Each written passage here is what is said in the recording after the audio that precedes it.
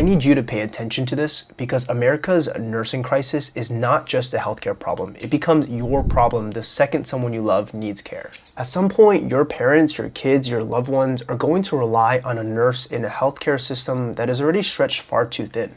And that matters because when nurses are responsible for too many patients, this no longer becomes a staffing story, it becomes a patient safety story. We're talking about slower response times, missed warning signs, and families finding way too late when things already have gone wrong. We hear it all the time, and that is really just a watered down version of the truth. What's really happening is that there is this shortage of nurses in the hospital, not necessarily because of what you think.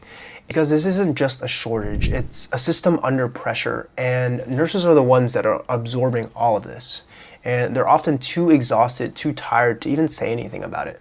And when I started my new grad position, I probably came in with a cohort of probably around 50 people, 50 new nurses going into the healthcare field, which sounds amazing at first, but it might surprise you that by the end of the year, at least half of them had gone to either different hospitals or left the profession. And that might be very shocking. The nurses aren't staying.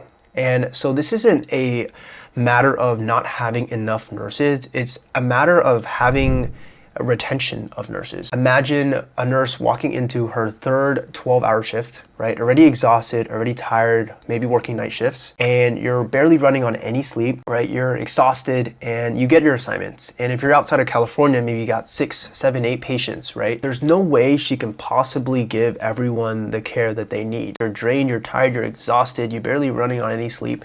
And still you have this assignment because it's a patient safety issue. She's exhausted already and she's left in this situation where she feels hopeless, feels like unsupported. That's a patient safety risk. The ones doing all the work and seeing this patient and spending the majority of the time in front of the patient, assessing, observing, doing all the interventions, right? Ultimately, they're the one responsible when anything changes about the patient.